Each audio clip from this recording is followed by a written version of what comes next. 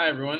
Today we're going to be talking a little bit about sort of ways that, when thinking about the Lincoln Douglas topic, ways that we can sort of approach the topic in a critical perspective. And so I guess one of the first ways that I think we should be thinking about the critical perspective of the topic is obviously you want to think about intellectual property protections from the concept of neoliberalism, right? And so if you want to have a purely just neoliberalism argument, something about accumulation, something about dispossession, right? Then I think that would be a really a good idea, right? And I think that would be a good idea because it would allow you to, sort of get at the heart of why property law or why protection laws are good, whether or not protection laws ultimately reproduce the neoliberal economy, and whether or not that whether we need different types of alternative understandings of, I guess, power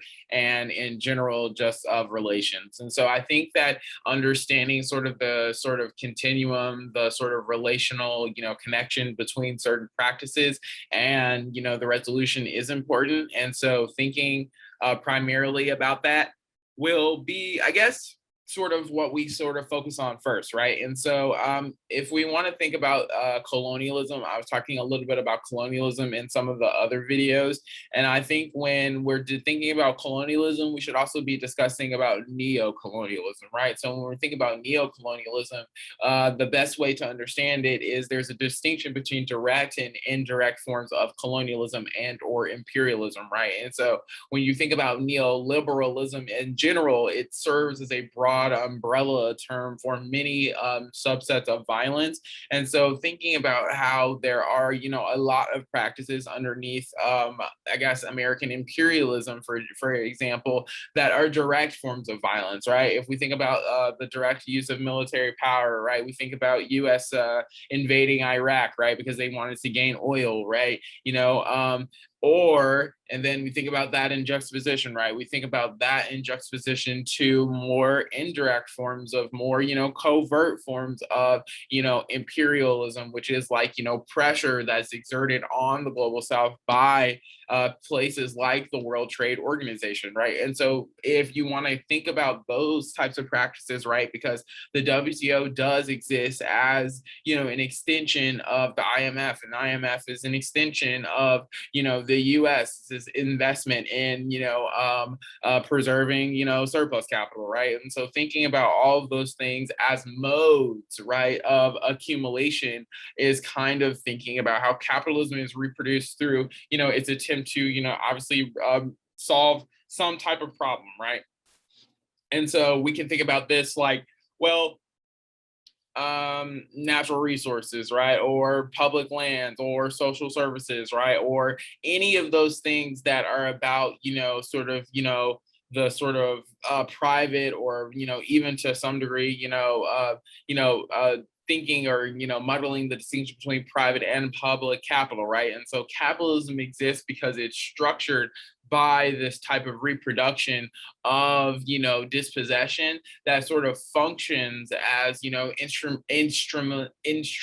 instrumentalization of sort of extra legal violence, right? And that structuralism is sort of how it sort of defines certain certain other practices like colonialism, the colonial taking over of land, and the racialization of labor, right? And so thinking about the expropriation processes that accumulation or that neoliberalism produce would obviously be a way or a direction that you could take about the topic. Obviously, thinking about the impacts of those things would be thinking about how expulsion happens, right? Like certain bodies are expelled from capitalism, right?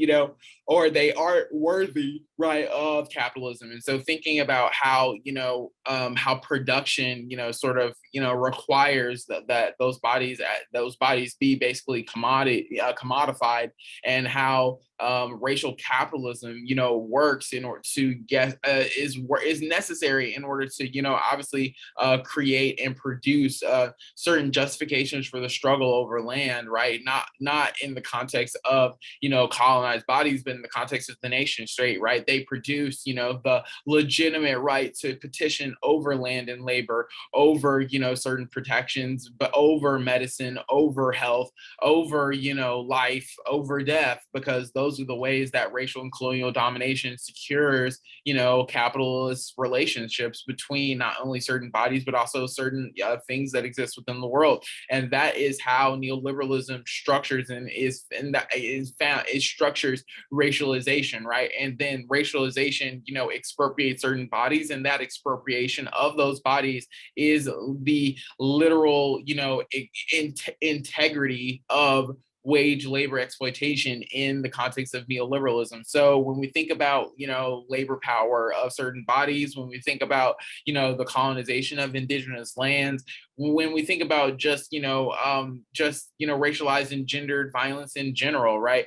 We are thinking about primitive accumulation, and we're thinking about, the exploitation of particular types of labor. And so that is definitely how you want to sort of approach thinking about how, the topic can, be utilized for allowing you to talk about the accumulation and hyper-exploitation of Black bodies, right, in the context of global capitalism, or thinking about the relationship between, fungibility, right, as a theoretical concept, and sort of racialized labor in the global North and South, right? And so thinking about the connection between those things and the way that the World Trade Organization, produces certain economies that are made available for those bodies so that they do not leave the system that needs to dispose of their bodies is, important for thinking about the LED topic. Thank you.